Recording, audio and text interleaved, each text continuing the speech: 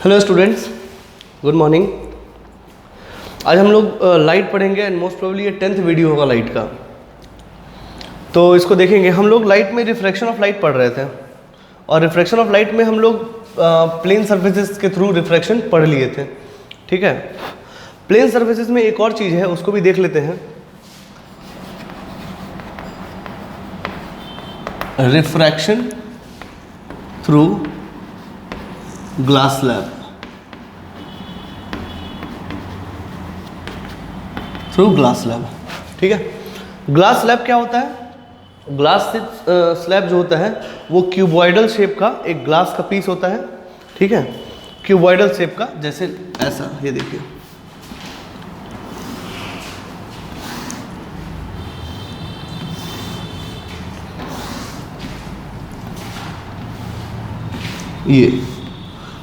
ये है आपका ग्लास स्लैब। ठीक है, तो इसके थ्रू रिफ्रैक्शन कैसा होता है ये हमको बस देखना है। ठीक है ना, तो ये बेसिकली आपका 3D शेप में ग्लास स्लैब ऐसा होता है जो कि क्यूबॉइडल शेप का होता है, ग्लास का बना होता है। ठीक है, और इसका भी अपना एक रिफ्रैक्टिव इंडेक्स होगा।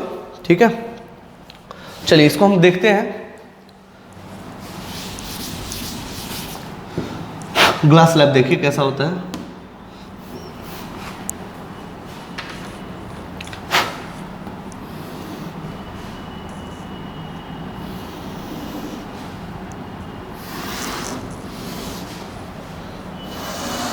मान लीजिए ग्लास स्लैब है, हम ऊपर से देख रहे हैं। ठीक है, और यहाँ पे एक लाइट आया, इंसिडेंट हुआ।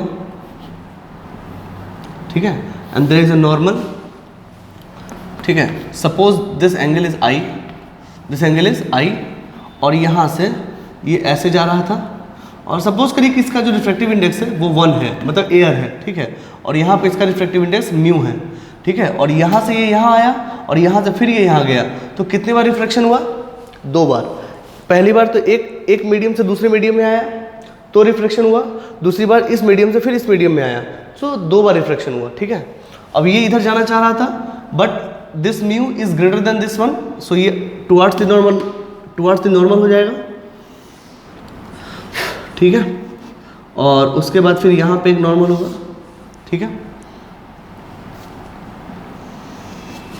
अगर आप ध्यान से देखो तो समझ में आएगा, ये नॉर्मल है, ये भी नॉर्मल है, और इस नॉर्मल ये दोनों नॉर्मल है। ये एंगल आई है, suppose this angle is R, और ये दोनों पैरेलल होंगे, ये नॉर्मल और ये नॉर्मल पैरेलल होगा, तो ये आर होगा तो ये भी आर होगा। ठीक है, और यहाँ पे ये जाना चाह रहा था ऐसे, बट ये यहाँ से रेयर मीडियम में जाएगा तो अवे जाएगा। इट इज लाइक दिस, ये ऐसे चलेगा। सो दिस इज व्हाट, इसको बोलते हैं हम लोग E, angle of emergence. Angle of emergence, ध्यान से सुनिएगा। ये है इंसिडेंट रे, ये है रिफ्रैक्टेड रे, और ये है इमरजेंट रे। इमरजेंट मतलब फिर से वापस अपने मीडियम में चला आया, so this is emergent ray. इसको क्या बोलते हैं? Emergent ray. And this angle with the normal is called what? Angle of emergence. This is angle of refraction. संयोग से ये दोनों पैरेलल है तो ये बराबर होगा अल्टरनेट इंटीरियर एंगल में। ठीक है, this is called angle of incidence. ठीक है, तो इसका हम देखते हैं कंडीशन। अगर हम यहाँ पे रिफ्रैक्शन कराएं इस सरफेस पे तो क्या हो जाएगा? 1 into sine I is equal to mu into sine R. ठीक है, मतलब sine I upon sine R is equal to mu upon 1। Okay, अब हम ये तो फर्स्ट सरफेस से हुआ, अब सेकंड सरफेस से करेंगे तो म्यू इंटू साइन आर, क्योंकि इसका इंसिडेंट एंगल ये है, तो mu into sine R is equal to 1 into, फिर ये 1 आ गया, 1 into sine E. So will have sine R upon sine E is equal to 1 upon mu. ठीक है, now this is 1 and this is 2। ठीक है, मल्टीप्लाई कीजिए इन दोनों को। अगर आप मल्टीप्लाई करेंगे तो यहाँ पे कुछ ऐसा आएगा, मल्टीप्लाई 1 एंड 2। अगर आप इन दोनों को मल्टीप्लाई करेंगे तो विल हैव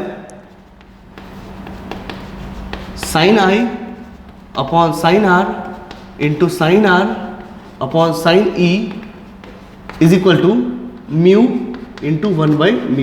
ये कट जाएगा और ये से ये भी कट जाएगा। इसका कहने का मतलब क्या हुआ कि sine I upon sine E is equal to 1 और साइन आई बराबर साइन ई। ठीक है, दोनों साइड साइन आई है, दोनों साइड साइन साइन है, यानी कि angle I is equal to angle E. Yes, it is a very important relation. ये जो आई होता है वो एंगल ई के बराबर होता है। ठीक है, थोड़ा सा बड़ा हो गया, इसको हम और छोटा कर देते हैं थोड़ा, ये। ठीक है, एंगल आई जो होता है एंगल आर के बराबर होता है। तो कहने का मतलब ये है कि हुआ क्या यहाँ पे, ऐसा क्यों हुआ? ऐसा इसलिए हुआ क्योंकि देखिए, अगर हम इस लाइन को आगे बढ़ाएं, ठीक है, तब जरा ध्यान से देखिए कि ये दोनों लाइन पैरेलल होंगे, जब भी एंगल आई और एंगल ई बराबर हुआ है, मतलब ये लाइन और ये लाइन पैरेलल है। अगर हम आपसे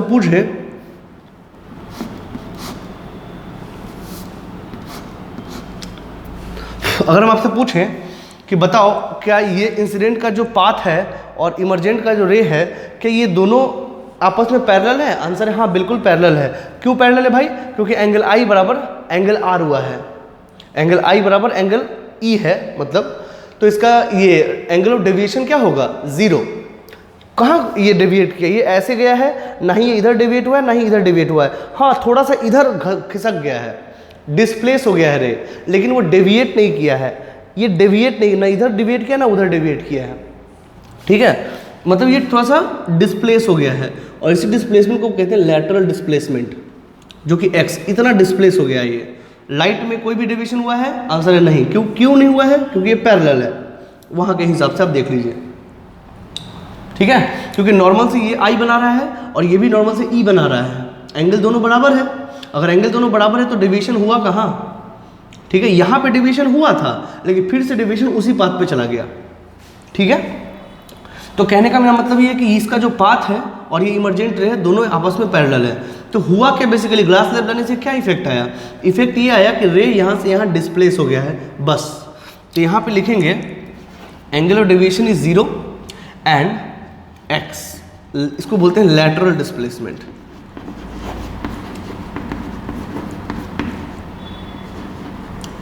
lateral displacement.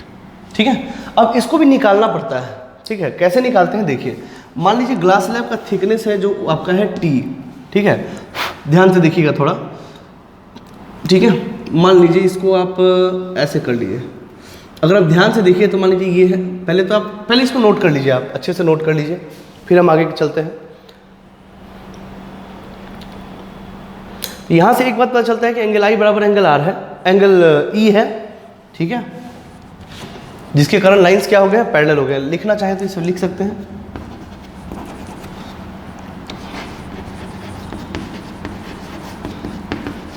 Path of incident रे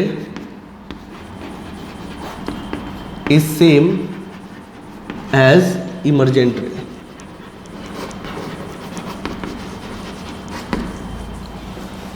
ठीक है, तो दोनों का पाथ सेम है, बस क्या हुआ है, इमरजेंट रे थोड़ा डिस्प्लेस हो गया है। ठीक है, अब हम लोग लैटरल डिस्प्लेसमेंट कैलकुलेट करेंगे। अब इसको लिख लीजिए, पॉज करके लिख लीजिए वीडियो। चलिए अब हम लोग कैलकुलेट करते हैं। कई बार सवाल पूछा जा सकता है ये आपसे। ठीक है, बेसिकली एक्सप्रेशन ही पूछा जाता है कि एक्सप्रेशन क्या है। यहाँ पे टॉपिक डालिए एक्स, जिसको बोलते हैं लैटरल डिस्प्लेसमेंट। Lateral displacement. ठीक है, कैसे कैलकुलेट करते हैं? मुझे कैलकुलेट करना है ये एक्स। ठीक है, तो इसको कैसे करते हैं देखिए, मान लीजिए ये पी है, ये क्यू है और ये आर है और ये एस है, ऐसा। ठीक है, अभी इस ट्रायंगल में देखिए पी क्यू आर में,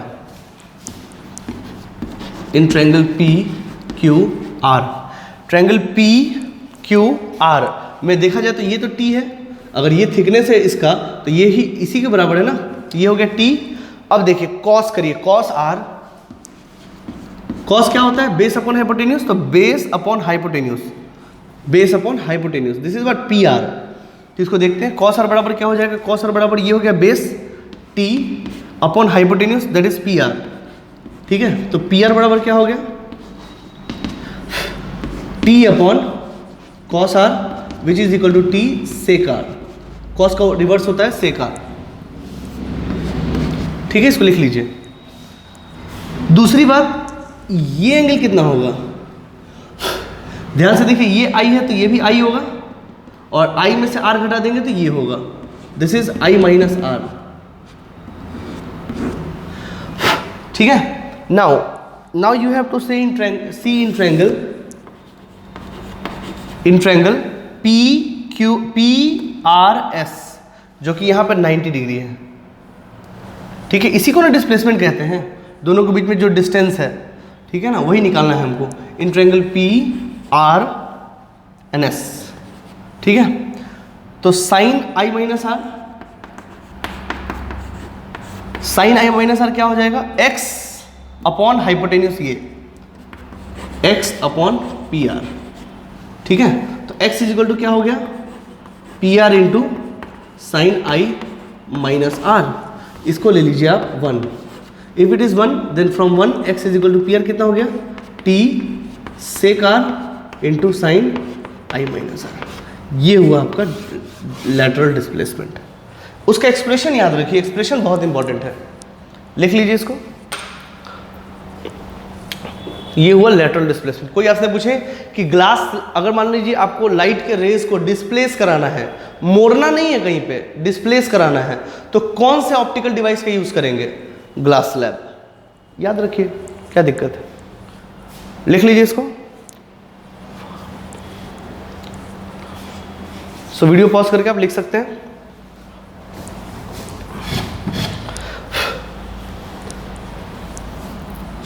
चलिए, ये हो गया आपका रिफ्लेक्शन थ्रू प्लेन सर्फेसेस जो था वो आपका यहाँ तक था। अब हम लोग आते हैं रिफ्रैक्शन थ्रू स्फेरिकल सर्फेसेस। इसमें हालांकि और भी बहुत कुछ है, बट आपके सिलेबस में नहीं है, आपके सिलेबस में इतना बहुत है, सफिशिएंट है, that is more than sufficient. अब हम लोग पढ़ेंगे refraction through spherical surfaces.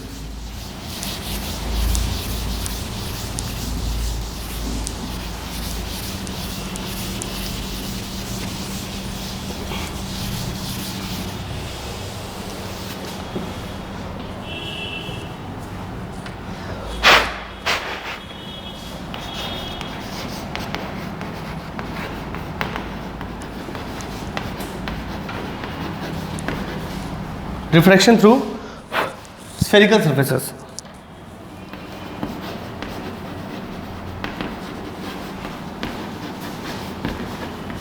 Spherical surfaces.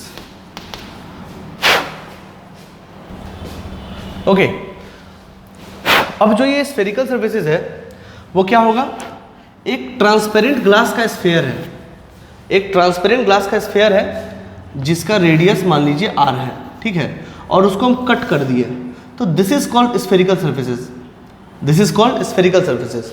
ठीक है, उसके थ्रू कैसा रिफ्लेक्शन होगा वो हमको पढ़ना होगा, ठीक है ना। तो देख लीजिएगा, ये होगा स्फेरिकल सर्फेसेस जिसका सेंटर ये O है और जिसका रेडियस क्या है, R है, याद रखिएगा, ठीक है। तो इस सरफेस के थ्रू क्या रिफ्रैक्शन होगा वही हमको पढ़ना है, ठीक है। तो इसको करेंगे, लिख लीजिए, ठीक है। चलिए, मान लीजिए, अच्छा ये जो स्फेरिकल सरफेसेस था इसका रिफ्रैक्टिव इंडेक्स मान लीजिए म्यू है, क्या है, म्यू है, या फिर μ2 है, या बाहर वाला μ1 है, ठीक है ना। मैं बताता हूँ कैसा। मान लीजिए कि कोई भी ऐसा रिफ्रैक्टिव सरफेस ले लीजिए, जैसे मान लीजिए कि ये ले लीजिए, चलिए ठीक है, ये ले लीजिए, ठीक।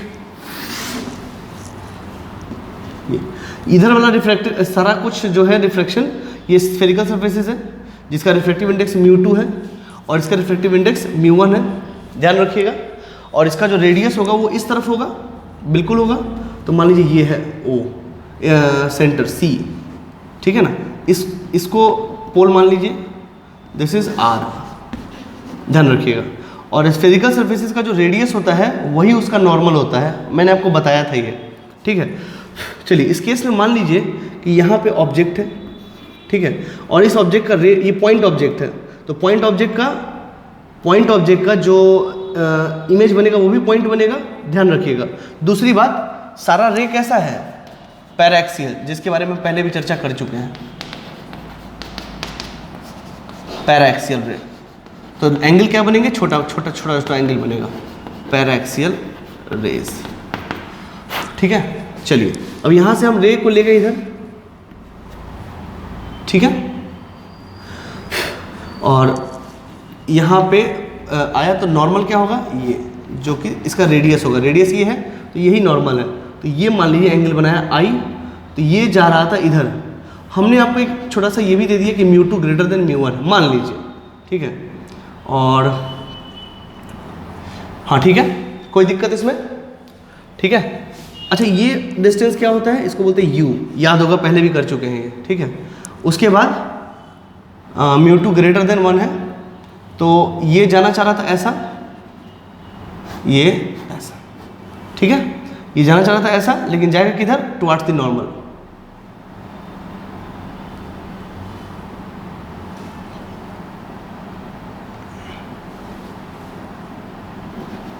Towards the normal. एक काम कीजिए, ज़्यादा आसान होगा इसको प्रूफ करना कि μ2 इज लेस देन μ1, ठीक है ना। ऐसा इसलिए कि फिगर अच्छा बनेगा, समझ में आएगा, तो हम इसको इधर कर लेते हैं, ये that is away from the normal. ऐसा होगा तो यही होगा ना, और दिस इज, ये फिर ऐसा यहाँ पे कट करेगा, ठीक है, और ये वाला जो रे रहेगा वो ऐसा जाएगा और ऐसा ही लौटेगा। क्यों, क्योंकि अगर यहाँ गया तो इसका नॉर्मल तो यही है, एंगल आई बनाया 0 तो एंगल आर भी 0 होगा, तो ये सीधा ऐसे बैक ट्रेस करेगा, ठीक है। तो ये कंडीशन है, ठीक है। अब मान लीजिए this angle is how much, this is R, this angle is what, R, ठीक है। तो सपोज करिए कि ये अल्फा है, ये बीटा है और ये गामा है, ऐसा देख लीजिए अच्छे से।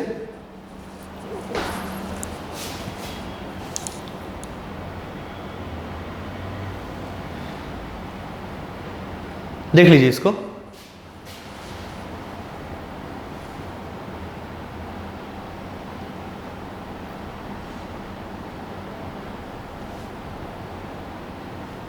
ठीक है। तो ये कंडीशन है, इसको आपको ध्यान देना है। अब देखिए दूसरी बात, यहां से ये यहाँ पे पैराक्सियल रे है, ये डिस्टेंस बहुत छोटा होगा ये वाला, ठीक है। इसको मान लीजिए टी है, क्या है, टी है, ठीक। अब जरा ध्यान से देखिएगा, मान लीजिए कि ये जो है ये पी है, क्या है, पी। अच्छा ये है आपका इमेज आई, तो ये क्या होगा, दिस कॉल्ड वी। इसको लिख लीजिए अच्छे से, पहले लिख लीजिए उसके बाद समझ में आएगा, ठीक है। तो इसको सॉल्व करते हैं। अभी आपको देखना है इन ट्रायंगल ओ पी, अच्छा ये, अच्छा यहाँ पी लिया जा चुका है। एक काम करिए, इसको आप ले लीजिए क्यू और ये ले लीजिए आर, ठीक है। बट ये पी आर जो है बहुत छोटा है, पी आर जो है वो बहुत छोटा है, 0 है, ठीक है। तो अब देखिए इन ट्रायंगल, क्यों छोटा है, क्योंकि पैराक्सियल रे है। In triangle O Q R, अगर आप ध्यान से देखो तो tan अल्फा क्या होगा, tan अल्फा हो जाएगा this upon this, tan alpha is t upon u, this is u, ठीक है। उसके बाद अच्छा एंगल, क्योंकि एंगल बहुत छोटा है, क्योंकि पैराक्सियल रे है, तो it is approximately equal to alpha which is approximately equal to sine alpha. ध्यान रखिएगा सारी बातें। दूसरी बात, in triangle I Q R, I Q R, tan beta is equal to T upon V, T upon V, okay, which is approximately equal to beta which is approximately equal to sine beta. ये हम पढ़ा चुके हैं आपको, ठीक है। Now you have to see in triangle C Q R, tan gamma is equal to this t upon this one r, ठीक है, which is approximately equal to gamma and which is approximately equal to sin gamma, ध्यान sin gamma याद रखिएगा, ठीक है, उसको ध्यान रखिए। उसके बाद हम लोग आते हैं, अगर आप ध्यान से देखो इस ट्रायंगल में आई क्यू और सी में रे ऑप्टिक्स है, बनने के बाद समझ में नहीं आएगा, बनते बनते समझ में आएगा, ठीक है ना। अगर आपको फिगर में दिक्कत हो रहा है तो फिर से पीछे जाइए और फिर से देखिए कैसे बना फिगर, ठीक है। Now in this you have to see Q I C and you will see this is exterior angle. If this is exterior angle then this must be sum of this and this, ठीक है। हम यहाँ करते हैं कि in triangle Q I C Q I C, ठीक है ना। ये R क्या है, ये गामा है दोस्तों, ये गामा है, ये गामा है, ठीक है ना। R बराबर बीटा प्लस गामा, R बराबर बीटा प्लस गामा, ओके। दूसरी बात ये तो हो गया। उसके बाद अब देखिए triangle Q O C, I is the exterior angle of this and this. In triangle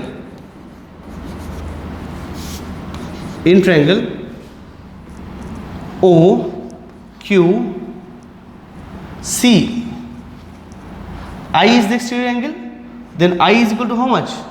Alpha plus gamma। आई बात समझ में? लिख लीजिए इसको अच्छे से,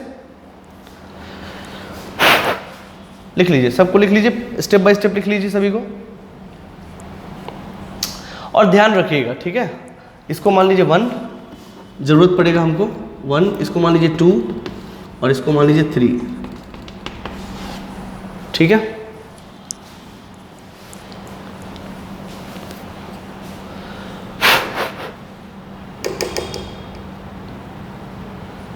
ठीक है, चलिए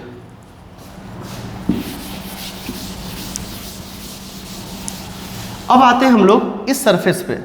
इस सरफेस पे इधर क्या है μ1, इस सरफेस पे रिफ्रैक्शन लगाइए, मतलब लॉ ऑफ रिफ्रैक्शन, तो μ1 इंटू साइन आई, क्योंकि ये तो नॉर्मल है, तो μ1 into sine I is equal to μ2 into sine R, ठीक है। अच्छा तो भाई साहब, अच्छा साइन आई किसके बराबर है, आई के बराबर है, तो μ1 into I, because angles are very small, into are.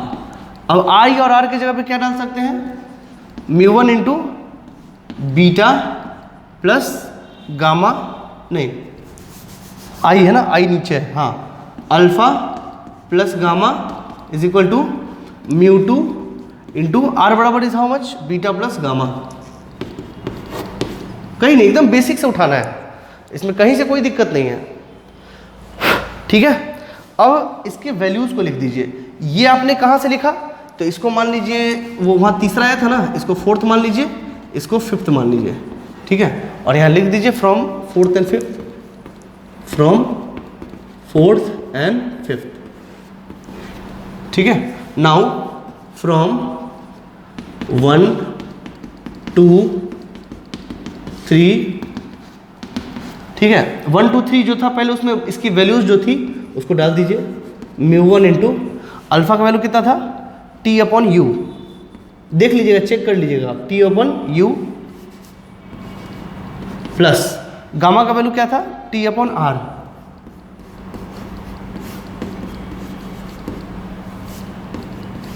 Beta का वैल्यू क्या था, t upon V, plus gamma का वैल्यू क्या था, t अपॉन आर,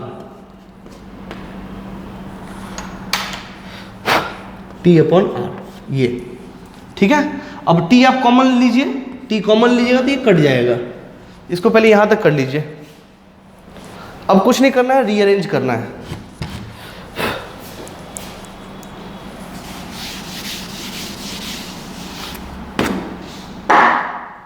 इसको रीअरेंज करना है।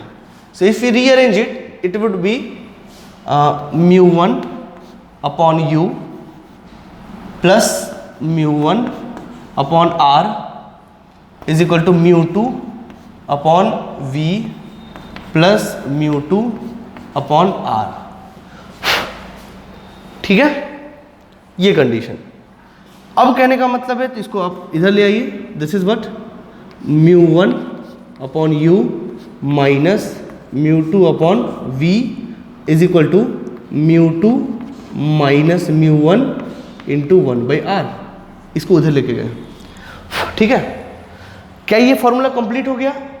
ये है आपको spherical refraction through spherical surfaces का फॉर्मूला। लेकिन क्या ये फॉर्मूला कंप्लीट है? आंसर है नहीं। साइन कन्वेंशन भी तो चाहिए। तो साइन कन्वेंशन कैसा चाहिए होता है?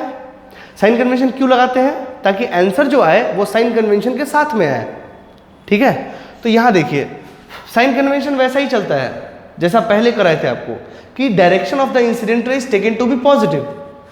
मतलब कि ये डायरेक्शन है इंसिडेंट रे का, इंसिडेंट रे ये ना जो ऑब्जेक्ट से निकल रहा है। तो if it is incident ray तो डायरेक्शन इसका ये है, तो उधर वाला क्या होगा?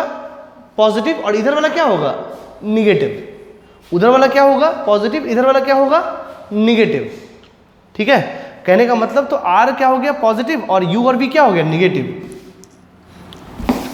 इसको लिख लीजिए अच्छे से। अब वीडियो पॉज करिए और इसको लिख लीजिए सारी बातों को।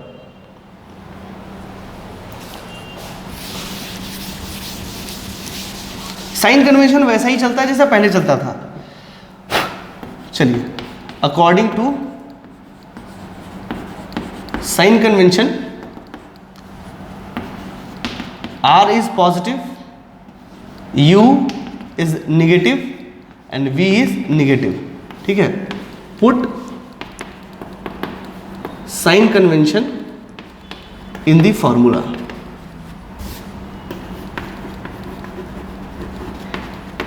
In the formula. So if you see, put sign convention, it would be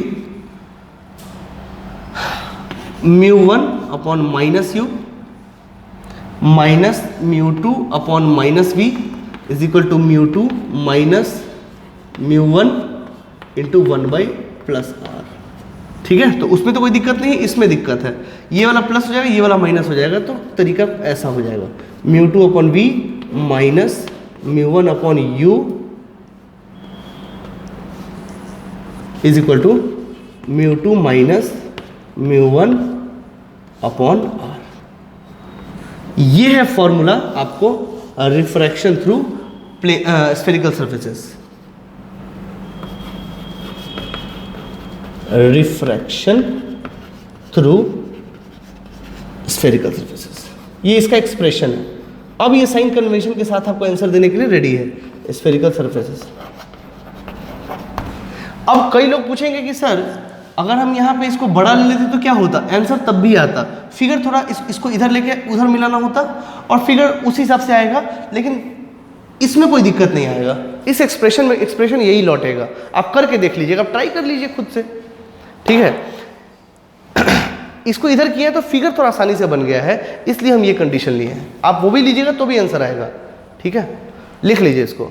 कभी कोई पूछे कि refraction through plane surfaces spherical surfaces का फॉर्मूला क्या है? ये है, ठीक है। जिसमें म्यू टू उधर वाला है और म्यू वन इधर वाला है, ऑब्जेक्ट म्यू वन में होगा। इसको ध्यान रखना है आपको, लिख लीजिए।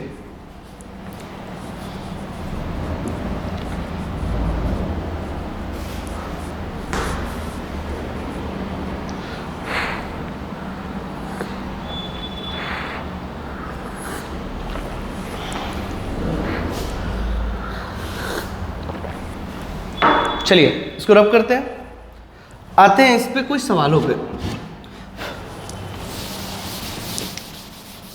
तो जहां कहीं भी स्फेरिकल सर्फेसेस देखिए वहां पे आप इसको यूज कर सकते हैं। फॉर्मूला आपको ये याद रखना है बस,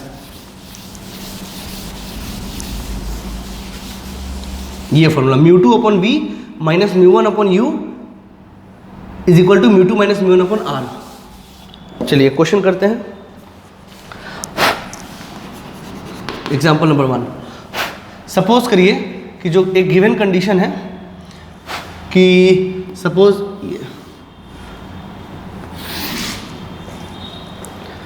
सर आप तो ऐसा बनाए थे, कोई ऐसा ही बना, ये भी तो स्फेरिकल सर्फेसेस है, यहाँ भी वो वैलिड होगा, ठीक है। ये मान लीजिए कि इसमें दिया हुआ है आर जो है वो 20 सेंटीमीटर है, ये दिया हुआ है, ठीक है। और इसका जो है,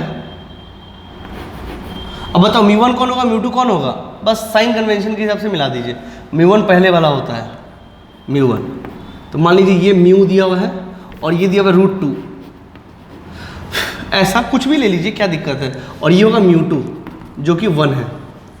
मैंने ले लिया रैंडम वैल्यू, ठीक है। और ऑब्जेक्ट जो है वो है आपका 30 सेंटीमीटर पे, ठीक है। पूछ दिया कि बताओ इसका इमेज कहाँ बनेगा, पूछा जा सकता है, कोई दिक्कत वाली बात नहीं, ये P है, ठीक। चलिए अगर हमसे पूछ दिया गया V, बोला गया इसमें कैलकुलेट V, कैलकुलेट V मतलब image distance and nature of image पूछ दिया गया, क्या होगा। चलिए बनाते, ये प्रिंसिपल एक्सिस है, पहले सब कुछ वैसा ही है, थोड़ा बहुत चेंज आता है, रिफ्रैक्शन का केस आ जाता है बस इसमें।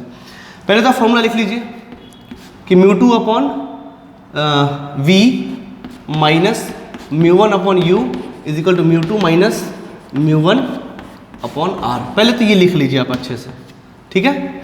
अब μ2 कितना है, तो ये इधर वाला हमेशा μ2 होगा, ठीक है। तो μ2 कितना है 1, तो 1 upon V minus 1 upon V हमको नहीं पता है, याद रखिएगा, माइनस μ1 कितना है √2 अपॉन U कितना है 30 नहीं -30, क्योंकि इंसिडेंट रे यहीं से निकलने वाला है, मुझे नहीं पता कहाँ जाने वाला है ये, बट इंसिडेंट रे तो यहीं से निकलने वाला है। तो ये वाला पॉजिटिव होगा, ये वाला नेगेटिव होगा, तो U तो नेगेटिव होने वाला है, तो हो गया -30, ठीक है। And that is equal to μ2 minus μ1, तो μ2 1 है, अब minus √2 that is upon R हो गया 20 सेंटीमीटर, ठीक है। बस अब आपको कैलकुलेट करना है। सो क्या हो गया 1 अपॉन V, ये तो प्लस में हो जाएगा, उधर चलिए पहले, ये इसका वैल्यू होता है 1.414, तो माइनस करेंगे तो आएगा माइनस 0.414, आप करके देख लीजिएगा 20, और ये प्लस वाला उधर जाएगा तो माइनस √2 दैट इज 1.414 अपॉन 30, ये, ठीक है। तो अब इसको बस सिंप्लीफाई करना है आपको दोस्तों, इसको सिंप्लीफाई करिए और इसको आंसर निकालिए, ठीक है ना। तो 1 upon V is equal to minus 60 ले लेते हैं, 20 × 60, और इसको करोगे तो कितना आएगा 1.2 के आसपास आएगा। वैसे आप कर लीजिएगा 3 × 0.14 कर लीजिए, 3 से 4 3 × 12, हाथ में लगा 1, 3 1 × 3 तो है 4, 3 4 × 12, 1 प्लस 32, 2 बार में करिए तो आएगा 2.828, कर लीजिए, यही आएगा, ठीक है। तो क्या आ गया आपका V आ गया -60 अपॉन 8 2 10 के 0, हाथ में लगा 1, 4 2 6 1 7, 8 2 10 के जो हाथ में लगा 1, 2 1 3 1 4, आई थिंक मेरे हिसाब से तो ये आ रहा है, हाँ ठीक है, एकदम फर्स्ट क्लास। अब इसको आप निकाल लीजिए 4.070, इसको हम 4 के आसपास ले लेते हैं, ठीक है ना, क्योंकि कैलकुलेट करना पड़ेगा फालतू में, अप्रॉक्स आंसर आ जाएगा। अगर 4 ले लेते हैं, ये 4 के बराबर ही है, तो ये 15 आएगा अप्रॉक्सीमेटली, ये अप्रॉक्सीमेटली -15 सेंटीमीटर। -15 का मतलब क्या है, -15 मतलब इसी तरह बनने वाला है, तो इसका इमेज कैसा बनेगा देखिए, ये 30 है, तो इमेज कहीं ना कहीं यहाँ बन रहा है, ठीक है। ये है I, मतलब इसी ऐसा ही गया है ये देखिए, ये रे कहीं यहाँ भागा होगा, ठीक है, दिस इज I, तभी तो यहाँ पे ऐसे करके आया, और ये रे तो ऐसे आ गया। This is what, how much, 15 centimetre. अब मुझे बताइए, ये तो समझ में आ गया होगा आपको, कोई दिक्कत वाली बात ही नहीं है। अब कहने का मतलब ये है कि हमको ये बताइए, ये रियल इमेज है या वर्चुअल इमेज है। अरे वर्चुअल है भाई, रियली में कहाँ मिले हैं, ये तो ये रे और ये रे कभी जीवन में मिलने वाला नहीं है, तो ये तो वर्चुअली मिले हैं पीछे बैक ट्रेस करके, तो कैसा नेचर है, वर्चुअल इमेज। तो NOI लिखिए, NOI में कि V इज एट -15 सेंटीमीटर, दूसरा वर्चुअल इमेज, और point size object, point size, क्योंकि पॉइंट साइज ऑब्जेक्ट है तो पॉइंट साइज इमेज भी बनेगा। हो गया लो, ठीक है। तो इस तरीके से आपको, अच्छा ये तो ऐसे जा रहा है, अच्छा ऐसे क्यों गया, इधर क्यों गया, क्योंकि भाई ये छोटा है ना, छोटा होगा तो अवे फ्रॉम द नॉर्मल जाएगा, इसलिए वो थोड़ा सा इधर डेविएट करेगा, ठीक है। लिख लीजिए इसको,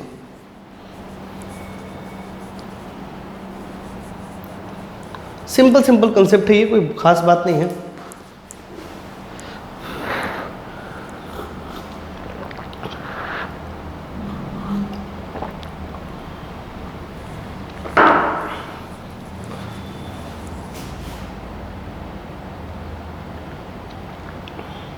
चलिए एक और एग्जांपल ले लेते हैं।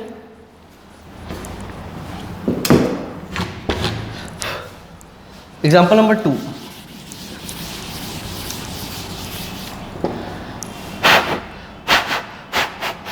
एग्जांपल नंबर 2, इसका रेडियस 20 सेंटीमीटर है, ठीक है। साफ पलट देते हैं सवालों को, क्या कैलकुलेशन फिर से नहीं करना पड़ेगा। मान लो ये है μ2 √2 और ये μ1 है 1, एयर है और ये ग्लास है पूरा, ठीक है। और ये सरफेस स्फेरिकल है, यहाँ ऑब्जेक्ट है, मान लो वो भी 30 सेंटीमीटर पे है, ठीक है। वही सवाल, क्वेश्चन क्या है कि v is equal to what and NOI, ये हमको लिखाना, वही सवाल है, बस थोड़ा सा इसमें चेंज हो गया है। ये प्रिंसिपल एक्सिस थोड़ा टेढ़ा हो गया, ठीक है। ये है P, तो सबसे पहले तो एक तो ये कर लीजिए, तो ये हो गया आपको पॉजिटिव, ये हो गया नेगेटिव। अच्छा इस केस में पूछेगा रेडियस किस तरफ है, इस तरफ है कि इस तरफ है, कॉमन सेंस लगाइए, रेडियस तो उसी तरफ होगा ना, कोई दिक्कत नहीं है।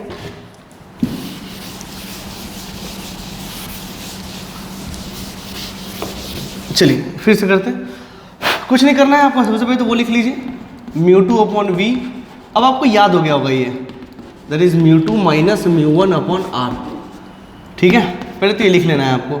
v आपको नहीं पता है, μ2 कितना है, μ2 क्या √2, √2/v, v नहीं पता आपको, तो μ1 कितना है 1 और u कितना है 30 नहीं -30, μ2 कितना है √2 -1, r कितना है 30 +30, क्योंकि r इस तरफ है अब, ठीक है ना, तो +30।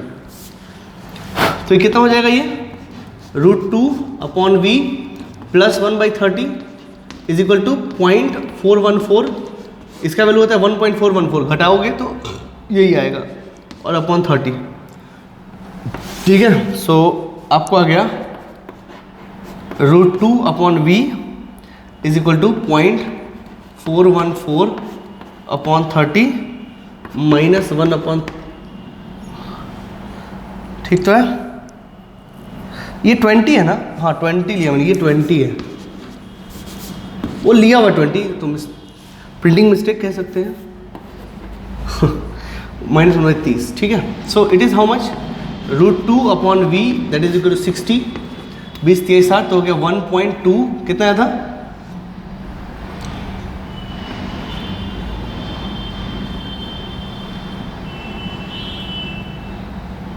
हाँ ठीक तो है, -2, ठीक है।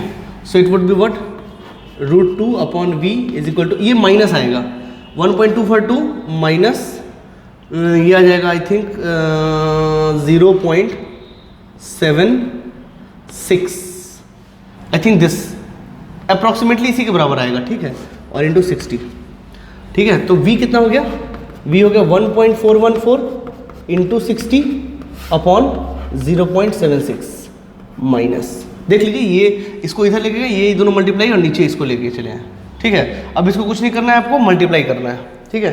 तो मल्टीप्लाई करिए इसको, तो मल्टीप्लाई करने पे क्या आएगा,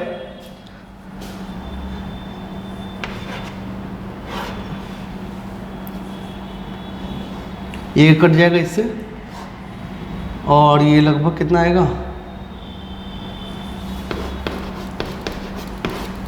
अप्रॉक्स में आंसर चाहिए हमको, ठीक है, 760। तो 2 बार में करते हैं, 200 6 2 12, हाथ में 1 7 2 14 1 15, यानी कि ये कुछ 1 पॉइंट कुछ करके आएगा, 1 4 13 में से 7 गया 6, 1.0 कर लीजिए, ठीक है। और 9 बार में लगाते हैं, तो 9 0 9 से 54 लगा 5 9 से 63 64, 9 से 54 लगा 5 9 से 63 5, नहीं सॉरी 900 9 6 54, हाथ में लगा 5, 9 7 63 और 5 68, ये नहीं होगा। 8, सो 8 0 0, 4 48 के 8, हाथ में लगा 4, 7 8 56 4 60, हाँ ये ठीक 1.8 के आसपास आएगा। ठीक है, ये डिवाइड करना कोई बड़ी बात नहीं, आप लोग भी कर सकते हो। 1.8 के आसपास आएगा। ठीक है, तो 18 छः कितना होता है 108, तो v is equal to -108 centimetre approximately answer. ठीक है, 108 सेंटीमीटर, ये 30 सेंटीमीटर है, मतलब इमेज कहीं ना कहीं आपको इधर बनने वाला है, क्योंकि माइनस में है ना आंसर, माइनस का मतलब इस तरफ ही बनेगा। ठीक है, तो ये कुछ ना कुछ आपका ये, और ये गया होगा ऐसा। ठीक है, ये ऐसा, ये इमेज आपका यहाँ बनेगा। अप्रॉक्स बनाना है इसमें, अप्रॉक्स में ही। ठीक है ना, 108 सेंटीमीटर, ये ऐसा क्यों हम यहाँ बना है, क्योंकि माइनस में आंसर आया भाई साहब। माइनस में ये है तो माइनस मतलब इधर ही कहीं ना कहीं इमेज बना होगा। ठीक है, एक रे ये गया था, एक रे ये आया था, तो यहाँ दोनों कट किए थे तो इमेज हमको मिला। NOI क्या है इसका, NOI क्या है इसका, v is equal to -108 centimetre. ठीक है, वर्चुअल और दूसरा वर्चुअल तो है, और उसके बाद पॉइंट साइज, क्योंकि पॉइंट साइज ऑब्जेक्ट है। बस लिख लीजिए, ये हुआ आपका example number 2, refraction through spherical surfaces का। ठीक है, कर लीजिए इसको अच्छे से, लिख लीजिए इसको।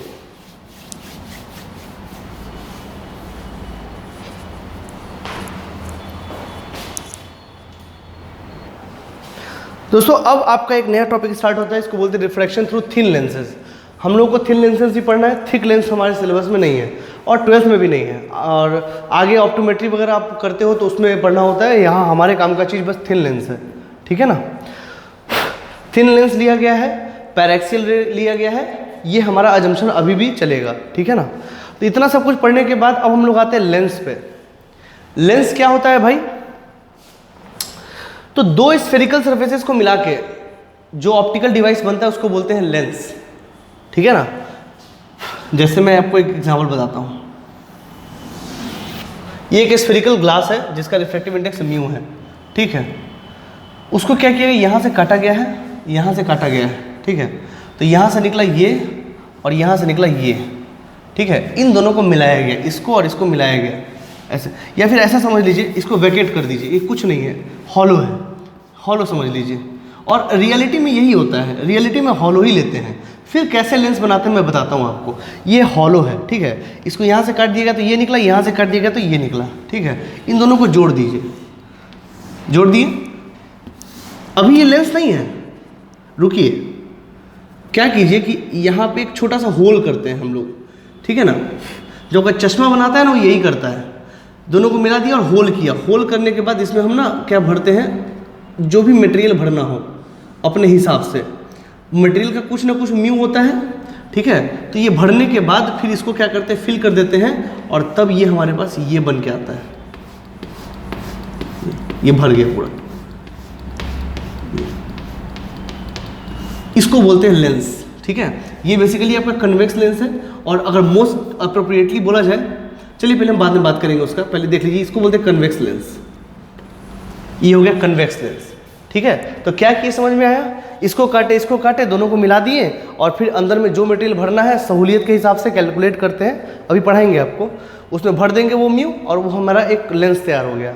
ठीक है, तो लेंस का ये लेंस है जिसका रिफ्रैक्टिव इंडेक्स क्या है, म्यू। ऐसे हम लोग निकालते हैं। ठीक है, अब जरूरी नहीं कि इसको ऐसे ही मिलाएं, इसको हम उल्टा ही मिला सकते हैं, ऐसे।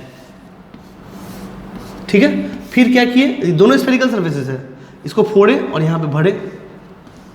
ठीक है, भरे, जो भी मटेरियल भरना हो, तो भरने के बाद जो तैयार हुआ वो कुछ ऐसा हुआ, वो कुछ ऐसा हो गया। ठीक है, भरने के बाद जो हमको मिला वो ये मिला, ये एक लेंस है इसका रिफ्रैक्टिव इंडेक्स में हुआ, और ये है कनकेव लेंस, इसको कनकेव बोलते हैं, कनकेव लेंस। ठीक है, क्या बोलते हैं, कनकेव लेंस बोलते हैं, वो वाला। ठीक है, इस तरीके से लेंसेज को तैयार किया जाता है। तो लेंसेज क्या हो गए, तो दो स्फेरिकल सर्फेसेस की मदद से जो हम बनाते हैं उसको बोलते हैं लेंस, ठीक है। और इसका थिकनेस अगर पतला होगा तो वही थिन लेंस है, वही थिन लेंस है। और 98% जगह पे, 99% जगह पे यही यूज होता है, थिन लेंस से। थिक लेंस का कोई खास यूज़ नहीं है, ठीक है। इंडस्ट्रियल पर्पज से यूज हो सकता है, बट यहाँ पे हमारे नॉर्मल लाइफ के लिए यूज़ नहीं होता है। आपके सिलेबस में जो ह्यूमन आई वगैरह पढ़ते हो सब में यही यूज़ होता है, ठीक है। तो मोटा मोटी एक आइडिया होना चाहिए कि लेंस बनता कैसे है, ठीक है। अब इसमें भी कैलकुलेशंस है जिसको लेंस मेकर फॉर्मूला बोलते हैं। क्या होता है अभी हमारे सामने आएगा, तो पहले ये आपको पता होना चाहिए, ठीक है। चलिए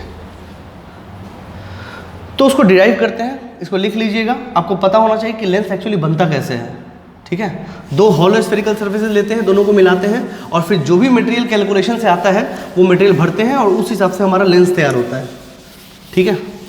तो अब हम लोग पढ़ते हैं लेंस मेकर फॉर्मूला क्या है वो, तो उसको अच्छे समझिएगा, अच्छे समझने वाला विषय है वो। देखिए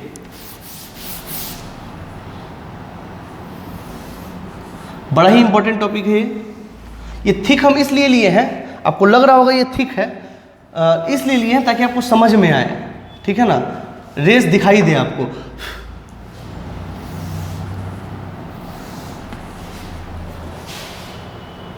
ठीक है, ठीक है।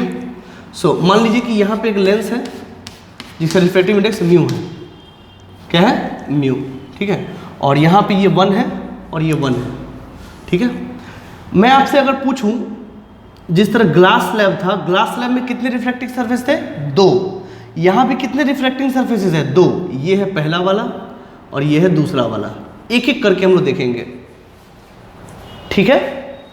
दूसरी बात, आपको एक बात और भी याद होगा, हम लोग इससे पहले भी कर चुके हैं कि एक सरफेस से दूसरे सरफेस पे अगर कंटिन्यूअसली जाते हैं तो हमको एक बात का खासा ख्याल रखना पड़ता है कि पहले सरफेस से जो इमेज बनता है वो दूसरे सरफेस के लिए ऑब्जेक्ट होता है। याद करिए, हम पहले बताए थे आपको, है ना। एक सरफेस से जो इमेज बनेगा वही उसके लिए ऑब्जेक्ट बनेगा, इस बात को याद रखना है, ठीक है। चलिए, ये पहला सरफेस है तो इस सरफेस का रेडियस कहाँ होगा, इस सरफेस का रेडियस इस साइड होगा, तो मान लीजिए वो है C1। और इस सरफेस का रेडियस मान लीजिए R2, तो मान लीजिए यहाँ पे R2, ये है C2, ठीक है।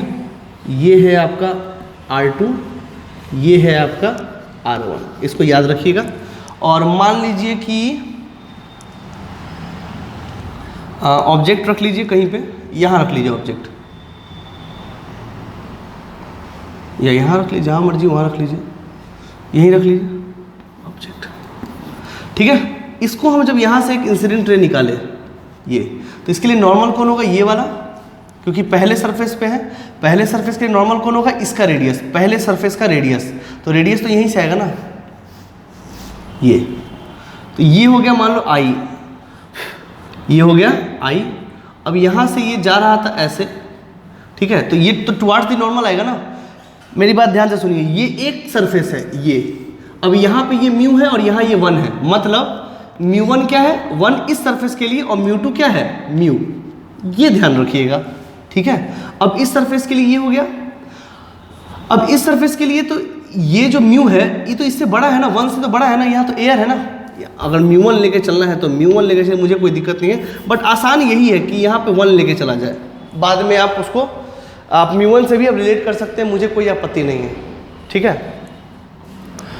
ठीक है। अब करना चाहते हो तो कर लो, इधर μ1 है, इधर μ1 है, हम बाद में 1 रख लेंगे, ठीक है, परेशान मत होइए। इसको μ2 कर लीजिए, मान लीजिए इसका जो ये है वो μ2 है, ठीक। चलिए यही रहने दीजिए, ऐसा सीन है। तो ये I हो गया, ठीक है, और ये इधर जा रहा है, और μ2 इज ग्रेटर देन μ1, ठीक है। तो ये किधर जाएगा, टुवार्ड्स द नॉर्मल, मतलब ये इधर जा रहा था ना, इधर मान लीजिए, ठीक है। तो ये कहीं ना कहीं इधर आएगा, ये इधर सीधा लेके आइए, आप सीधा लेके आएंगे तो कोई दिक्कत नहीं है, थोड़ा दूर आएगा, ये इधर। ये क्या है, ये I डैश है, और ये क्या है यहाँ से V डैश। ये V डैश क्या है, पहले हम सिंगल सरफेस का काम कर लेते हैं। वी डैश क्या है? इमेज है किस सरफेस का? पहले सरफेस का। ध्यान से बात रखिएगा, पहले सरफेस का जो इमेज है वो ये है। आई बात समझ में? और पहले सरफेस का ऑब्जेक्ट कहाँ है? यहां ये। So this is you.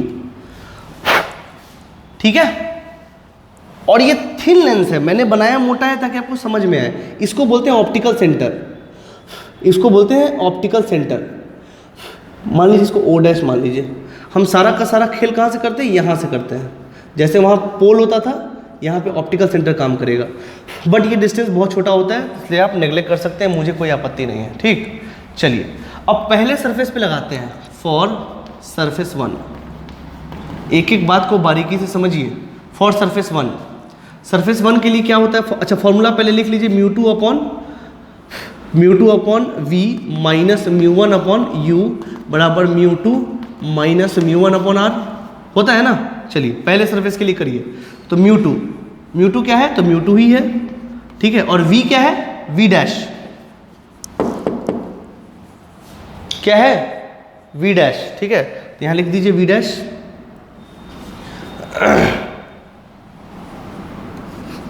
We dash. ठीक है। अच्छा, वी डैश जो है किधर आया है? इस साइड आया है, उसको माइनस में ले लें क्योंकि हमको पता है एक्चुअली में। और यहाँ पे म्यू1 अपॉन यू तो निगेटिव ही होता है, और ये हो गया म्यू2 माइनस म्यू1 अपॉन आर। अब बताइए आर तो लेंगे R1, ये पॉजिटिव है नेगेटिव? तो इस सरफेस के लिए डायरेक्शन ऑफ द इंसिडेंट रे ये है, तो उधर वाला पॉजिटिव होगा, इधर वाला नेगेटिव होगा। तो आर तो उस साइड है ना, तो R1 तो पॉजिटिव ही होगा। So it is R1। इसको लिख लीजिए पहला।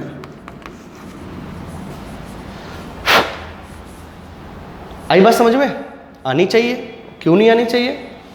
ठीक है। अब देखिए दूसरे सरफेस के लिए। अब दूसरे सरफेस के लिए ये वाला जो रे है वही नहीं इंसिडेंट रे है। ध्यान से देखिएगा, है कि नहीं है? तो ये जाना चाह रहा था किधर? ये जाना चाह रहा था इधर।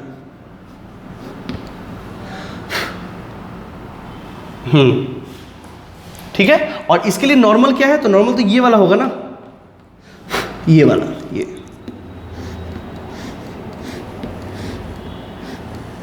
ये है N1। और ये क्या था? ये था ये N1 था, और ये क्या है? N2। ठीक है। तो इसके लिए जो I बना रहा है, इसके लिए जो I बना रहा है वो तो ये है ना, मान लीजिए वो है I डैश। ठीक है, समझ में आ रहा है? अब ये रे का पाथ ये है, तो किधर जाएगा ये? देखिए, क्योंकि ये रे किधर से किधर जा रहा है? म्यू2 से म्यू1 जा रहा है, म्यू2 से म्यू1 जा रहा है। तो म्यू1 तो छोटा है ना, तो ये तो अवे फ्रॉम द नॉर्मल जाएगा ना। देखिए रे का पाथ ये है, अवे फ्रॉम द नॉर्मल मतलब इधर, ये है आपका फाइनल इमेज। और ये मान लीजिए ये डिस्टेंस है v। ठीक है। बट इस सरफेस के लिए ऑब्जेक्ट डिस्टेंस क्या होगा? ये v डैश, क्योंकि इस सरफेस का जो इमेज बनेगा वही उसके लिए क्या बनेगा? ऑब्जेक्ट बनेगा। ठीक है। चलिए तो ध्यान से फॉर सरफेस 2, सरफेस 2 के लिए फॉर्मूला लिख लीजिए। अब जो सरफेस 2, ये सरफेस 1 था, सरफेस 2 कैसा है? ये तो ये वाला, इसके इधर कौन सा है? वो होगा म्यू1 और ये होगा म्यू2। तो इसके लिए क्या हो गया? म्यू1, तो म्यू1 हो गया, इसके अंदर क्या? ये म्यू2 है ना, तो म्यू1 हो गया म्यू2 और म्यू2 हो गया क्या? म्यू1। ध्यान देख लीजिए ना, इसके इधर में ये वाला था म्यू1 हमारे डेरिवेशन में, लेकिन अब यहाँ पे क्या हो गया? ये म्यू2 और ये वाला क्या हो गया? म्यू1। वो देखिए वहाँ पे। ठीक है। तो फॉर्मूला क्या था? Mu two upon V minus mu one upon U is equal to mu two upon mu one upon R. Formula इसलिए लिखवा रहे हैं ताकि आपको याद हो जाए। ठीक है। अब जरा ध्यान से देखिए, इस सरफेस के लिए इंसिडेंट रे इधर है, तो वो वाला हो गया पॉजिटिव, ये वाला हो गया नेगेटिव। देखिए ना, ये इस तरफ है ना, उधर वाला पॉजिटिव, इधर वाला नेगेटिव। तो उसको ध्यान से अब लिख लेते हैं यहाँ पे। तो म्यू2 की जगह क्या हो जाएगा? म्यू1। तो म्यू1 अपॉन इसका बना है जो इमेज, वो तो ये है ना v, इसके द्वारा जो इमेज बना है वो तो ये है और वो पॉजिटिव में है, तो म्यू1 अपॉन वी माइनस μ1 की जगह μ2 और u कितना है तो उधर वाला v डैश वो उस तरफ है, तो minus v dash and it is equal to μ2 minus μ1 होता था, बट μ2 यहाँ पे क्या है μ1, ठीक है, और μ1 क्या है तो μ2 है, तो दैट इज μ1 माइनस μ2। अच्छा r कैसा होगा, तो इस सरफेस के लिए रेडियस किस तरफ है, इस तरफ, देखो ये वाला वो तो इसके इधर है ना, तो निगेटिव है ना, तो माइनस r2, ठीक है। और ये क्या हो गया, तो this is μ1 upon v plus μ2 upon v dash is equal to, अच्छा माइनस को ऊपर लेके चलते हैं तो हो जाएगा μ2 माइनस μ1 अपॉन r2। इसको पहले लिख लीजिए आप, ये होगा हमारा दूसरा इक्वेशन और ये था हमारा पहला इक्वेशन। लिख लीजिए इसको अच्छे से, इसको आप स्केल से बनाइएगा ना, सीधा आएगा, कहीं से कोई दिक्कत नहीं है, ठीक है।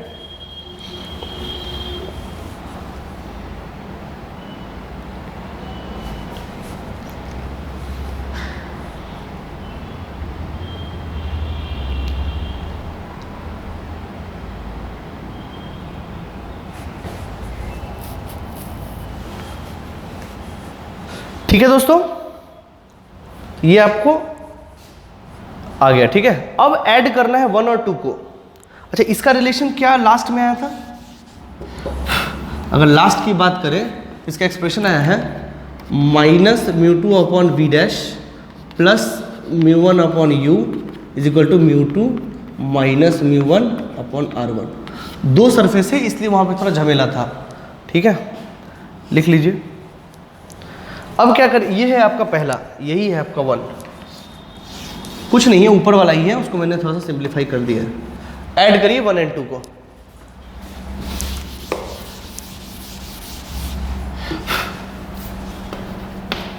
Add 1 and 2। अगर 1 एंड 2 को ऐड करेंगे तो ये वाला चला जाएगा, ये वाला देखो, ये यहाँ पे प्लस है और ये यहाँ पे माइनस है, वो दोनों चला जाएगा। बचेगा क्या, तो बचेगा आपको दोनों को जोड़ने में μ1 अपॉन u और इधर से क्या बचेगा plus μ1 upon v is equal to μ2 minus μ1 into 1/r1 plus 1/r2।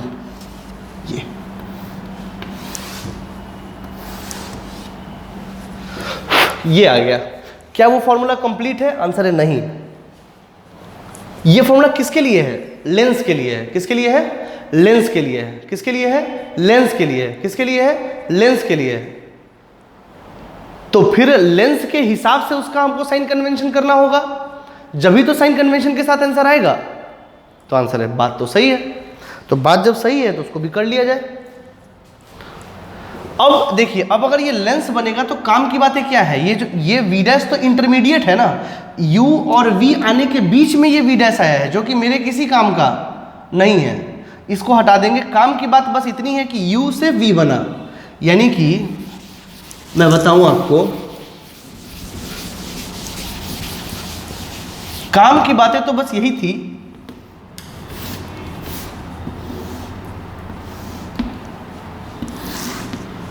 अब हम छोटा बना लिए। ये था आपका O, ठीक है, यहाँ था आपका C2, ये था पहला सरफेस और ये था दूसरा सरफेस। यहाँ से जो गया, ऐसे ही हम इमेज भी ऐसे ही बनाते हैं, इंटरमीडिएट चीज़ों को नहीं दिखाते हैं, ठीक है, बट वो प्रूफ करना था इसलिए हम ये किए थे। ये बना आपका I, ठीक है ना। तो ये इधर था C2 और इधर मान लीजिए ये है C1, ठीक है, ये है आपका V, ये है आपका U, ये है आपका R2 क्योंकि इधर है, और ये है आपका ये है आपका R1, ठीक है, और ये है आपका ऑप्टिकल सेंटर। इसको O डैश कर लीजिए।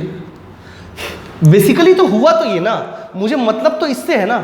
और ये जो था इसका रिफ्रैक्टिव इंडेक्स कितना था, μ2, और इधर कितना था, μ1, और इधर कितना था, μ1, ठीक है। अब जो भी फॉर्मूला डालना है हमको इसी के हिसाब से डालना है, साइन कन्वेंशन चेंज नहीं होगा, वही रहेगा। Direction of the incident is taken to be positive, तो डायरेक्शन तो इधर है, तो उधर वाला पॉजिटिव, इधर वाला नेगेटिव, उसके हिसाब से उस इक्वेशन में हमको डालना है। तो डालते हैं। पहले यार थोड़ा और सिंप्लीफाई कर लेते हैं, ठीक है। इसको अगर आप ध्यान से देखिए तो μ1 कॉमन ले लीजिए, μ1 कॉमन लीजिए, क्या कहेगा 1/v + 1/u is equal to, ये μ1 को सब उधर चला जाएगा तो आएगा μ2/μ1 - 1 into 1/r1 + 1/r2।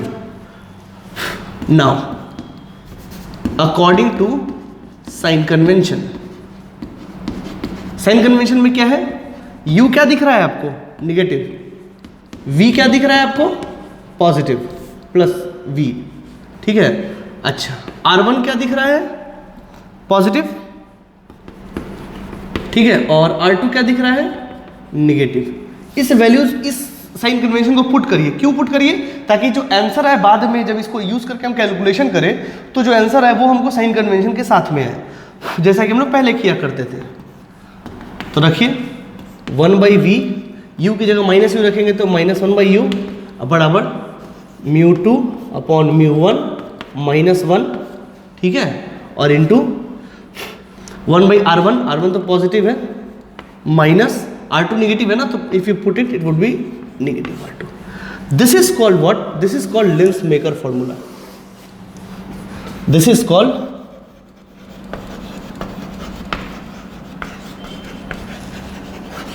Lens maker formula, ठीक है। और किताबों में भी आपको मिल जाएगा, कोई बहुत बड़ी बात नहीं है। अगर 99% केस के लिए अगर देखा जाए तो ये μ1 कितना होगा, 1, क्योंकि हम लोग एयर टू ग्लास की बात करते हैं। तो अगर ये एयर है, मैं यहाँ ले लूँ, पहले आप इसको लिख लीजिए, अच्छे से पूरा लिख लीजिए वीडियो पॉज करके।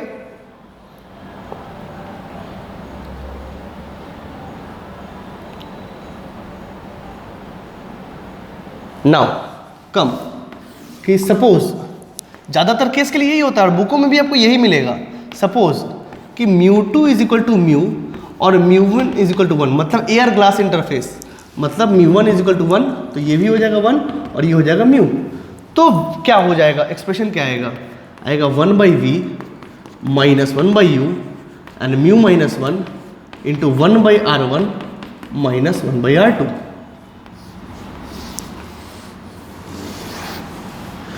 दिस इज कॉल्ड, वही लेंस मेकर फॉर्मूला। ये लेंस मेकर फॉर्मूला किसके लिए है, glass water glass air glass interface के लिए, ठीक है ना। और ज़्यादातर बुकों में आपको इसी को लेंस फार्मूला भी बोलता है, क्योंकि वो एयर ग्लास को मानता है। बेसिकली आपको याद रखने वाला बात तो ये है, ठीक। चलिए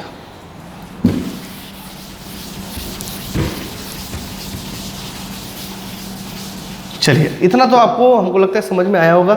अब कहने का मतलब है, समझिएगा बात को, लेंस मेकर फॉर्मूला इसको क्यों बोलते हैं, क्योंकि जो लेंस बनाने वाला ना इस फॉर्मूले का यूज़ करता है। हालांकि आजकल मशीनों में ये फीड करके आता है, बट फॉर्मूला यही यूज़ करता है, ठीक है। मैं आपको बताता हूँ कैसे। जैसे अगर देखा जाए, जैसे डॉक्टर के पास आप गए, आपने बोला कि हमको एक पर्टिकुलर डिस्टेंस नहीं दिखाई दे रहा है, तो नहीं दिखाई दे रहा है, वो आपको बोलता है कि एक आंख बंद कीजिए, दोनों आंख बंद कीजिए, देखिए कौन दिखाई दे रहा है कौन नहीं दिखाई दे रहा है। तो उससे आपको यू का पता लग जाता है, यू का पता लग जाता है, यू का पता आपको लग जाता है, ठीक है, ठीक है। और तो बेसिकली आपको एक चीज तो देख लेता है कि कहां तक आपको नहीं दिखाई दे रहा है, और दूसरा चीज ये भी पूछ लेता है आपसे कि कहां तक का दिखाई दे रहा है। तो जहां तक का दिखाई दे रहा है उसको वी बना लेता है, ठीक है ना। वो देखते हैं ना, लेटर्स आते रहते हैं आते रहते हैं आते रहते हैं, उससे वो अंदाजा लगा लेता है यू का कि कौन सा आपको नहीं दिखाई दे रहा है। और फिर जहां तक दिखाई दे रहा है वो हो जाता है उसके लिए वी। क्यों, मान लीजिए हमको 10 सेंटीमीटर पे, मान लीजिए 40 सेंटीमीटर पे हमको सब कुछ दिखाई दे रहा है, ठीक है, लेकिन 120 सेंटीमीटर वाला दिखाई नहीं दे रहा है। समझिएगा बात को। तो u मेरा हो जाएगा 120 सेंटीमीटर और v हो जाएगा 40 सेंटीमीटर। क्यों, क्योंकि अगर एक ऐसा लेंस लगा दे जो वो 120 सेंटीमीटर के ऑब्जेक्ट को 40 सेंटीमीटर पे उसका इमेज बना दे, तो तब तो उसको हम देख पाएंगे ना। यही कंसेप्ट है आपके चश्मा लगाने का। तो जो चीज़ नहीं दिखाई दे रहा है उसको जहाँ तक दिखाई दे रहा है वहाँ तक पे इमेज ले आता है आपका लेंस, फिर आपका आँख आसानी से देख पाता है उसको। यही करते हैं बेसिकली जो डॉक्टर्स वगैरह आपको रिकमेंड करते हैं लेंस वगैरह, इसी प्रॉपर्टी से आपको करते हैं। यानी कि U और V तो वो देख के पता कर लेता है। और ये R1 और R2 क्या था, मान लीजिए कि वो दो स्फीयर लिया, ये और ये, ठीक है, इसको काट लिया और इसको काट लिया, इन दोनों को मिलाया, इन दोनों को वो मिलाया, मान लीजिए ऐसा मिल गया, ठीक है। तो इसका जो रेडियस है R1 और इसका जो रेडियस R2, ये भी तो इसको पता है ना। वो तो जो स्फीयर निकला उसका रेडियस नहीं पता होगा, तो पता है। तो कहने का मतलब है कि ये भी पता है, ये भी पता है, और ये दोनों तो हम खुद दे रहे हैं, तो ये तो हमको पता ही है। अननोन क्या हुआ, म्यू। अननोन क्या हुआ, म्यू। तो उसको इस फॉर्मूला पे रख के निकाल लेता है कि म्यू कितना आया। तो जब फॉर्मूला, तो यहां से from lens maker formula mu is calculated. Mu मतलब क्या, रिफ्रैक्टिव इंडेक्स।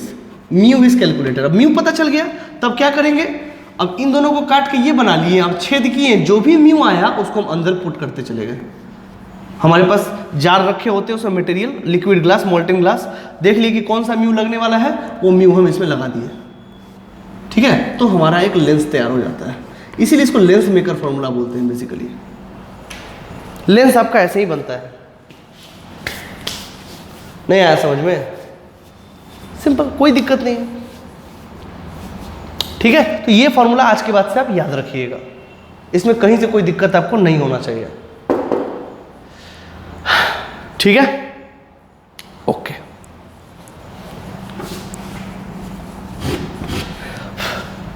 सो मेरा भी ओके।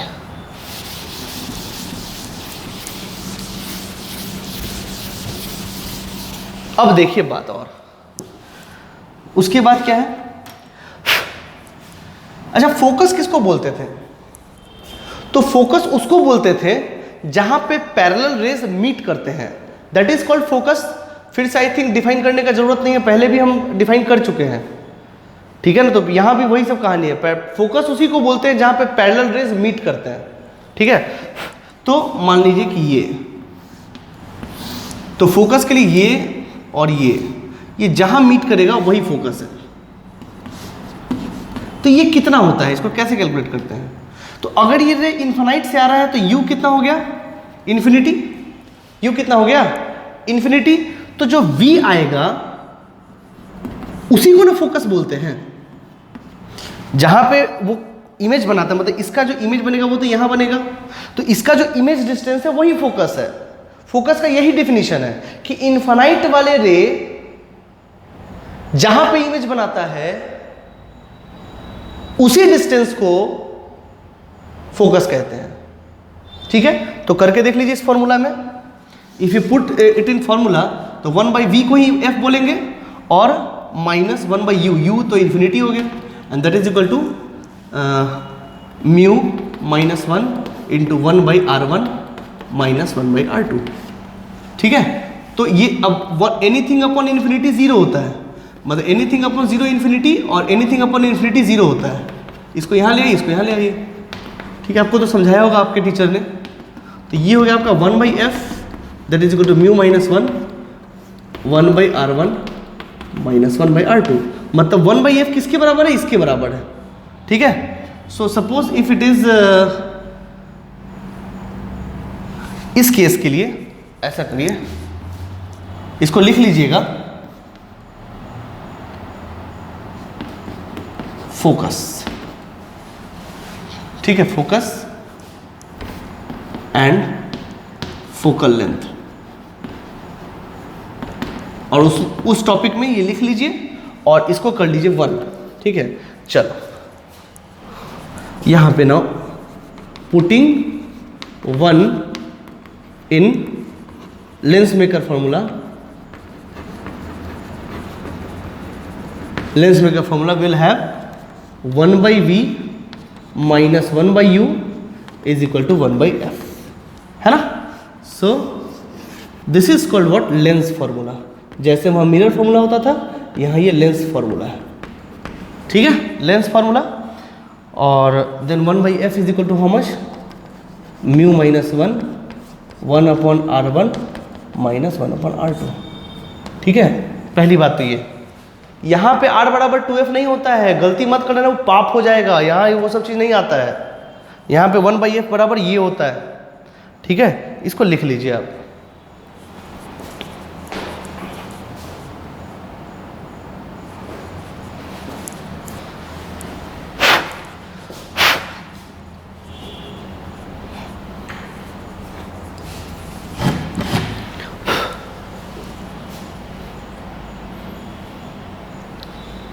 अब वीडियो पॉज करिए और लिख लीजिए इसको।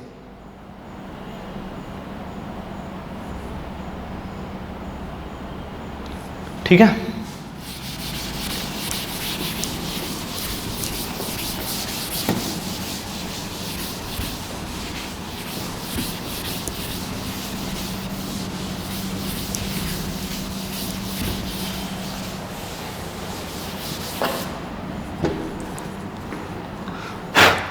ठीक है। अब देखिए टाइप्स ऑफ लेंस। ठीक है, तो दो स्फेरिकल सर्फेसेस को मिला के बनाते हैं। देखिए एक छोटा सा चीज आता है, मैं आपको बताऊं। जब R1 बराबर R2 हो जाए, मतलब देखिए जैसे एक स्फेयर है, ज़्यादातर यही होता है, 95% केस में यही होता है। तो ये R1 और इसका भी रेडियस क्या होगा, R1 ही होगा ना। तो इन दोनों को मिला के जब हम बनाते हैं तो उसको नाम देंगे हम बाईफोकल कन्वेक्स लेंस। मेरा कहने का मतलब है कि दिया रहे तो भी ठीक है, नहीं भी दिया रहे, कुछ भी इंफॉर्मेशन नहीं दिया हुआ है, तो आप बाईफोकल लेंस ही कंसीडर करोगे। ठीक है ना, अगर नहीं दिया है तो ठीक है, बिना बोले सवाल पूछा जा रहा है, मतलब समझ लीजिए वो बाईफोकल है। बाईफोकल का मतलब होता है कि दोनों का रेडियस सेम है। दोनों का रेडियस क्या है, सेम है। इसको याद रखिए। नहीं सॉरी, मैंने ना ये सॉरी, अगर ये कन्वेक्स लेंस है और दोनों का रेडियस में, उसको बोलेंगे बाई कन्वेक्स लेंस। ठीक है, और इसी से अगर हम कनकेव बनाएंगे तो उसको बोलेंगे बाई कनकेव लेंस। ठीक है, बट जनरली ये दिया नहीं होता है, आप लोग इस सिलेबस में इतना कुछ पढ़ना नहीं है, इसलिए जो भी कन्वेक्स और कनकेव आपके बुक में दिया हुआ है, समझ लीजिए वो बाई कन्वेक्स या बाई कनकेव है। ठीक है ना, वो बाईफोकल लेंथ अलग चीज़ के लिए यूज़ करते हैं, उसके लिए आप टेंशन मत, बाद में हम समझाएंगे आपको, वो आई में पढ़ना है। ठीक है ना, सॉरी मैंने गलती से लिख दिया यहाँ पे। ये बाई कन्वेक्स का मतलब क्या होता है, दोनों का रेडियस सेम है। ठीक है, तो उसको याद रखेंगे। तो टाइप्स ऑफ लेंसेज में जो आएगा, सपोज करिए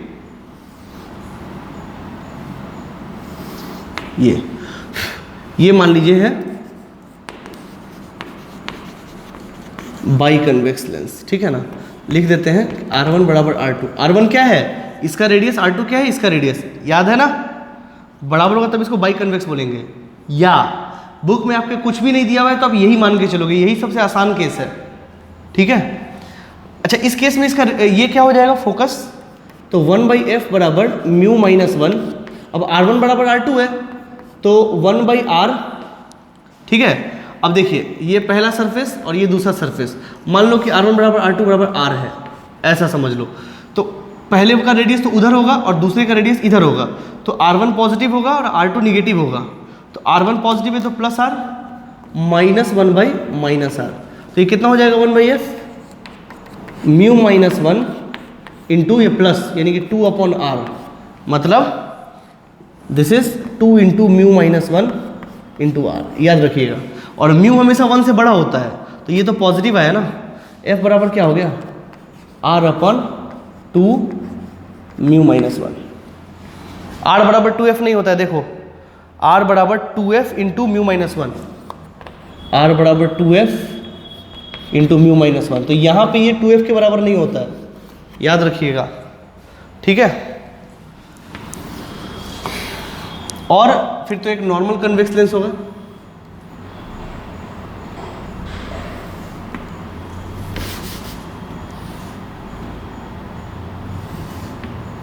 ठीक है, ये होगा कन्वेक्स जब R1 is not equal to R2 होगा, इसको कन्वेक्स सिंपली बोलेंगे, और इसका भी सिंपली ऐसे ही निकालेंगे। ठीक है, और वो भी पॉजिटिव ही होगा।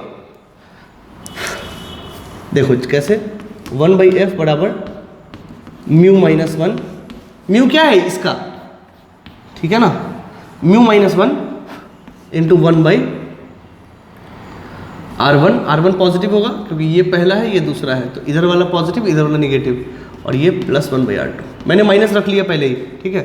तो कितना हो गया, 1/f बराबर mu minus 1 into r1 plus r2 upon r1 r2, ठीक है। तो f बराबर क्या हो गया, r1 r2 upon mu minus 1 into r1 plus r2। देखिए ये भी निगेटिव है ना, सॉरी ये भी पॉजिटिव है ना, ठीक है। तो इससे हमको ये समझ में आता है कि कन्वेक्स लेंस का फोकस हमेशा क्या होगा, पॉजिटिव, हमेशा, ऑल द टाइम कन्वेक्स का जो फोकल लेंथ होगा वो पॉजिटिव ही होगा, देख लीजिए, यही हम दिखाना चाह रहे थे, ठीक है। फिर है आपका कनकेव,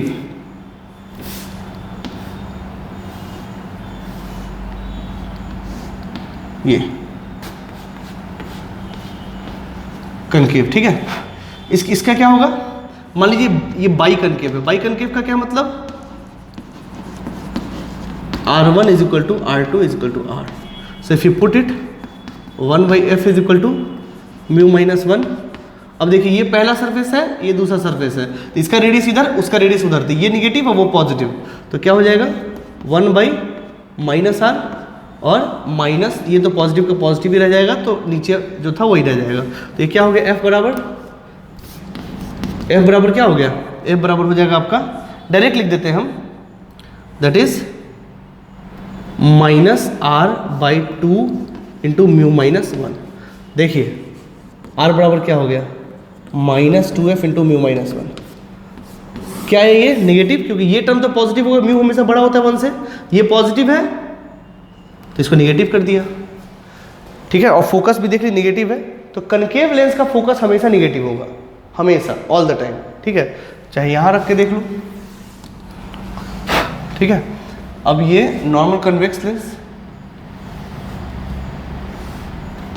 ये सपोज करिए ऐसा दिख भी रहा है आपको कि इन दोनों का रेडियस अलग अलग है, ठीक है।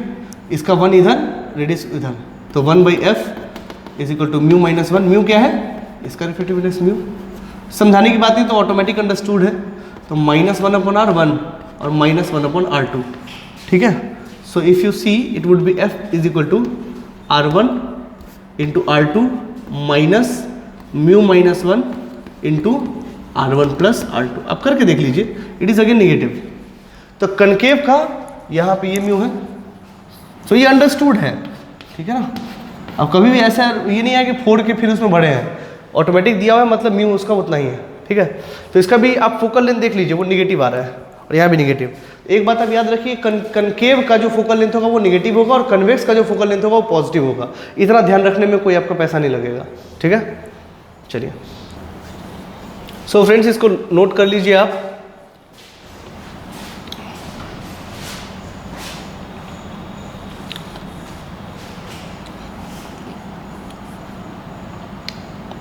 ठीक है। चलिए, अच्छा दोस्तों एक चीज़ और आपको बता दें, अगर कोई फ्लैट सरफेस है ऐसा, ये सीधा, इसका रेडियस क्या होगा, सर इसका रेडियस तो होगा ही नहीं, कर्वेचर तो है ही नहीं। अरे भाई इसका रेडियस है, इसका रेडियस इन्फिनिटी है, ठीक है। ये वैसा ही है, बहुत बड़े रेडियस का अगर गोले को काटा जाए, बहुत बड़े रेडियस के गोले को अगर काटा जाए तो वो छोटा आएगा। फॉर एग्जांपल जैसे अर्थ बहुत बड़ा है, उसका रेडियस बहुत बड़ा है 6400 किलोमीटर, लेकिन हम जब चलते हैं रोड पे तो रोड के हमको कर्व नज़र आता है कि फ्लैट नज़र आता है, तो फ्लैट नज़र आता है, क्यों, क्योंकि उसका रेडियस बहुत बड़ा है। तो बहुत बड़े रेडियस का छोटा सा पार्ट अगर काटा जाए तो वो स्ट्रेट लाइन आता है, यही है वो। तो कोई भी स्ट्रेट लाइन का रेडियस इन्फिनिटी होता है, ठीक है। चलिए ध्यान रखिए, एक और तरह का लेंस होता है जिसको ये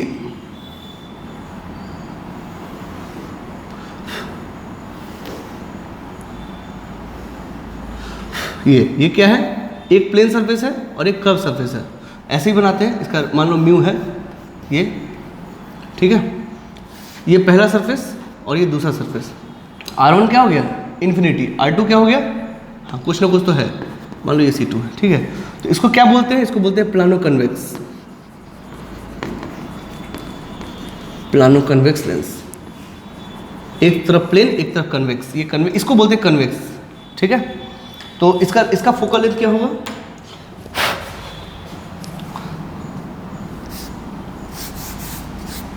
one by F is equal to mu minus one R1। R1 क्या है, इन्फिनिटी, 1 अपॉन इन्फिनिटी माइनस ये किधर है, इस तरफ है ना, तो वो निगेटिव ही आएगा।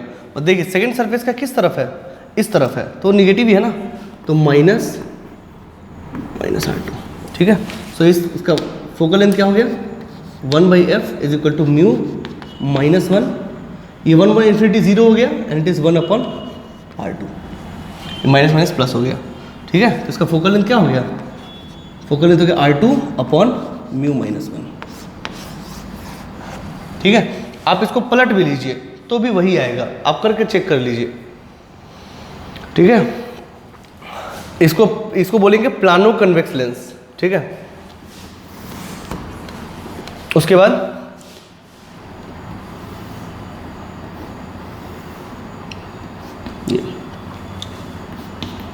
ये म्यू, ठीक है। ये पहला सरफेस, ये दूसरा सरफेस। R1 हो गया इन्फिनिटी, R2 हो गया, इसका सेंटर इधर आएगा C2, ये इस तरफ है, ये हो जाएगा R2, ठीक है। R2 कर लीजिए या R कर लीजिए क्योंकि एक ही R है, ठीक है, जो भी है। तो 1 अपॉन एफ इसका क्या हो जाएगा, म्यू माइनस वन, 1 अपॉन 0, और ये प्लस है ना, तो plus sorry minus 1 upon R2, तो क्या हो जाएगा एफ इसका, minus R2 upon mu minus one. ये देखिए निगेटिव आ रहा है, ठीक है। इसको क्या बोलेंगे, इसको बोलेंगे प्लानो कनकेव, प्लानो कनकेव, एक साइड प्लेन एक साइड कनकेव लेंस, ठीक है। आप इसको पलट भी दीजिए, ठीक है, तो हो जाएगा कनकेवो प्लेन। क्या हो जाएगा, कनकेवो प्लेन। इसके फोकल लेंथ का कोई अंतर नहीं पड़ेगा, आप करके देख लीजिए, इतना ही आएगा। इसको पलट देंगे तो क्या हो जाएगा, वो कन्वेक्सो प्लेन। पहले वाले में ओ जोड़ देते हैं, नोमेनक्लेचर है, ठीक है, बट उसके फोकल लेंथ का कोई अंतर नहीं पड़ेगा, ठीक है। फोकल लेंथ किसी भी ऑप्टिकल डिवाइस का प्रॉपर्टी होता है, वो बदलता नहीं है, ठीक है। दूसरा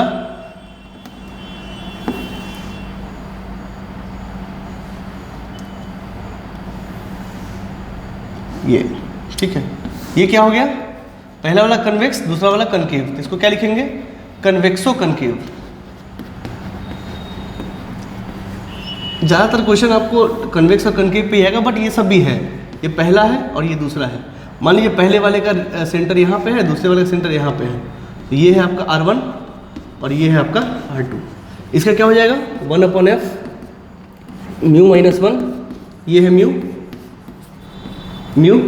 तो mu minus one into 1 upon R1 तो पॉजिटिव है, R1 पॉजिटिव है ना, उस तरफ है, और R2 भी पॉजिटिव है, R2, ठीक है। तो 1 अपॉन एफ क्या हो गया, mu minus one R2 minus R1 into R1 R2। तो फोकल लेंथ क्या हो जाएगा इसका,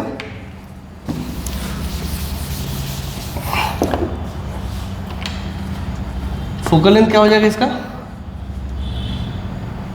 R1 R2 upon mu minus one into R2 minus R1, ठीक है।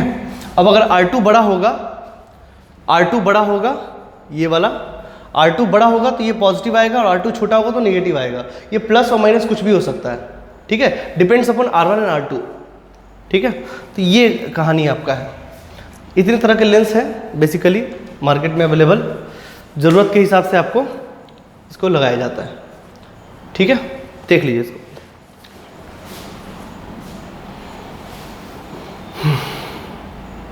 लिख लीजिए इसको, ठीक है। तो इतने पे छोड़ते हैं, इसको अच्छे से पढ़िए। इसके आगे हम लोग अब मोस्टली हम लोग को पढ़ना है कन्वेक्स और कनकेव, ठीक है। तो अब हम लोग जो है रिफ्रैक्शन थ्रू कन्वेक्स लेंस और रिफ्रैक्शन थ्रू कनकेव लेंस हम लोग नेक्स्ट वीडियो में पढ़ेंगे, ठीक है। तब तक के लिए अच्छे से पढ़िए, थैंक यू।